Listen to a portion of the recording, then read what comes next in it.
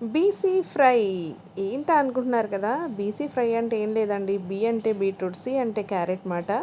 So ఇది మీ అందరికీ కూడా తెలిసిందే. కాకపోతే ఏంటంటే బీట్రూట్ సపరేట్గా చేసుకుంటాం, క్యారెట్ సపరేట్గా చేసుకుంటాం. చాలా తక్కువ మందికి బీట్రూట్ క్యారెట్ కలిపి చేసుకుంటారని తెలుసు మాట. అద్దిరిపోతుంది మాట. సూపర్ సూపర్ సూపర్ అంటారు. సో ఇది మన ఆరోగ్యపరంగా కూడా చాలా మంచిది.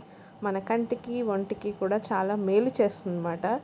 చాలా ఈజీగా, చాలా సింపుల్గా, చాలా ఫాస్ట్గా, క్విక్గా అయిపోతుంది అన్నమాట. అలాగే టేస్ట్ కూడా డిఫరెంట్గా ఉంటుంది, అదిరిపోతుంది. ఎప్పుడు నాన్ వెజ్ కాదు, వెజ్ కూడా ట్రై చేయండి.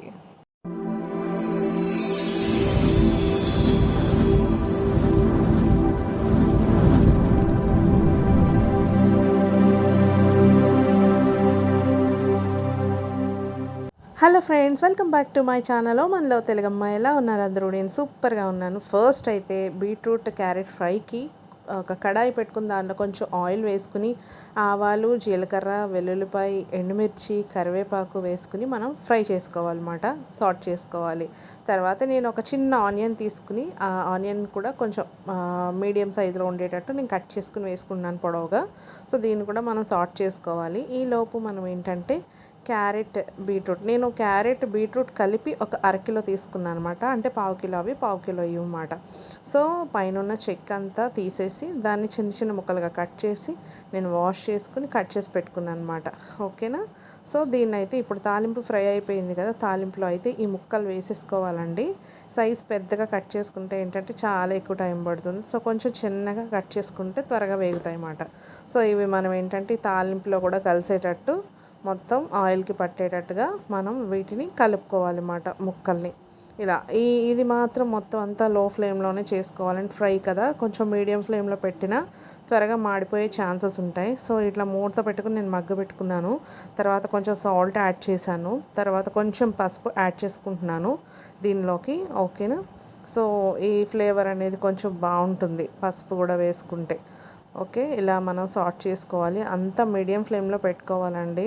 ముక్కలు కూడా చిన్నగా కట్ చేసుకోవాలి. చాలా చాలా ఫాస్ట్గా ఉడుకుతాయి అన్నమాట. సో కొద్దిగా కారం యాడ్ చేసుకున్నాను. సో మనం ఇంకేం చేయాల్సిన పని లేదండి. దీన్ని లో ఫ్లేమ్లో పెట్టుకుని మూత పెట్టుకుని మనం మధ్య మధ్యలో కలుపుకుంటూ ఇలా మనం కలుపుకుంటూ ఉండాలన్నమాట. అంతే, సింపుల్. లాస్ట్ వరకు కూడా ఇంకా దీనికి మనం ఏమి యాడ్ చేయాల్సిన పని కానీ, మసాలాలు కానీ, లేదంటే అల్లం వెల్లుల్లి పేస్ట్ కానీ అట్లా ఏమీ చేయవసరం లేదు. హ్యాపీగా దీన్ని అయితే వైట్ రైస్ చేసుకుని మనం, లేదంటే కొంచెం ముద్దపప్పు చేసుకుని, కొంచెం రసం చేసుకుని ఎలా తిన్నా సరే అద్దిరిపోతుంది నిజంగా. చాలా చాలా చాలా ప్లెజెంట్గా, మనస్ఫూర్తిగా, తృప్తిగా తింటారు ఎవ్వరు తిన్నా. సో చూడండి, ఫ్రై అయిపోయింది. ఇంచుమించు ఒక 10 మినిట్స్ పైన పట్టింది అన్నమాట. లో ఫ్లేమ్లో అయినా చూడండి ముక్కలు కూడా ఎంత మంచిగా ఉడికాయో. ఇలాగా మాకు 2 పర్సన్స్కి నేను ఇది చేశాను అనమాట. చూడండి ఎంత బాగుందో, కలర్ఫుల్గా అనిపిస్తుంది. పిల్లలు కూడా చాలా అట్రాక్టివ్గా అనిపించి తినేస్తారు అన్నమాట. వద్దు అనే మాట చెప్పరు. సో ఇది రసం కాంబినేషన్లో అయినా, లేదంటే పప్పుచారు కాంబినేషన్లో అయినా, లేదంటే పప్పు కాంబినేషన్లో అయినా అద్దిరిపోతుంది అన్నమాట. నేనైతే కొంచెం ముద్దపప్పు చేసి నేను రసం కూడా చేశానండి, ఈ కాంబినేషన్కి సెట్ అయ్యేలాగా, బీట్రూట్ క్యారెట్ కాంబినేషన్కి. సో దీనిలోకైతే చాలా చాలా ఇష్టంగా తింటారు మా వాళ్ళైతే. అందుకనే నేను చేశాను. రసం ఎలా చేయాలి ఏంటి నా స్టైల్లో తెలుసుకోవాలి అంటే నేను కింద డిస్క్రిప్షన్లో లింక్ ఇస్తాను, చెక్ చేయండి. చాలా ఈజీగా ఉంటుంది, చాలా టేస్ట్గా ఉంటుంది. సో ఈ బీసీ ఫ్రై అయితే అందరూ చేయొచ్చు.